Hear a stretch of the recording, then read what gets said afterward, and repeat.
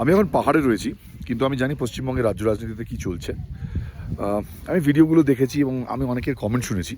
অনেকেই বলছেন যে অভিষেক ব্যানার্জির সঙ্গে যা হয়েছে একদম ঠিকঠাক হয়েছে। উনি ডিজে বাজাতে বলেছিলেন তো, এবং ডিজে বাজানো কাকে বলে সেটা এই মুহূর্তে উনি বুঝতে পেরেছেন। অনেকে বলছেন অভিষেক ব্যানার্জি যে ধরনের কাণ্ড কারখানা করেছেন সেটা অভিষেক ব্যানার্জির প্রাপ্য ছিল। এটা এত তো নেতা রয়েছেন, তাদের সঙ্গে তো কিছু হয়নি। বা অনেকে বলছেন যে অভিষেক ব্যানার্জির দলের লোকেরাই তো অভিষেক ব্যানার্জির বিরুদ্ধে সোচ্চার হয়েছেন। দল হারার পর এইভাবে কোনো একটা ব্যক্তির বিরুদ্ধে তো অন্য কোথাও সোচ্চার হতে দেখিনি। মানুষের মধ্যে দীর্ঘদিনের ক্ষোভ ছিল, মানুষ অভিষেক ব্যানার্জিকে পছন্দ করেননি। অনেকেই মনে করছেন তৃণমূলের ডুবে যাওয়ার পিছনে অভিষেক ব্যানার্জির হাত রয়েছে।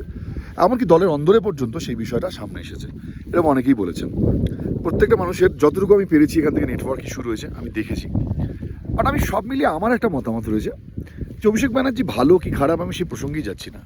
বাট কোনো একটা মানুষকে এভাবে হ্যাকেল করা উচিত নয়। আফটারঅল আমরা মানুষ, আর আমাদের পশ্চিমবঙ্গের এই রাজনীতিটা এত নোংরা জায়গায় নিয়ে চলে গেছিল তৃণমূল কংগ্রেস।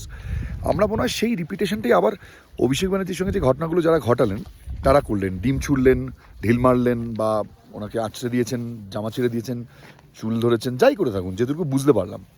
আমি মনে করি কি যে রাজনীতিতে না একটা কোথাও রাজনীতিটা এবার বদলানো দরকার। তৃণমূল এটা করেছিল বলে কিছু লোক এটা করলো, আমি বুঝতে পারছি, রাগ ক্ষোভ সমস্ত কিছু বুঝতে পারছি। কিন্তু আমার মনে হয় পশ্চিমবঙ্গকে এবার বদলাতে হবে। আমরা মনে হয় ভীষণ নিষ্ঠুর হয়ে পড়েছি।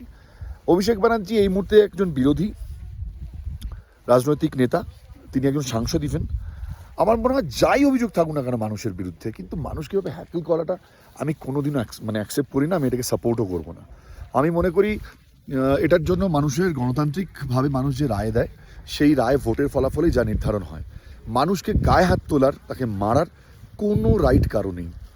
ইভেন যদি কেউ বলে থাকেন যে উনি তো ডিজে বাজাতে বলেছিলেন, এটা ওনার কালচার, উনি যে কালচারে বিশ্বাস করেন হয়তো সেই কালচার উনি ফিরে পেয়েছেন।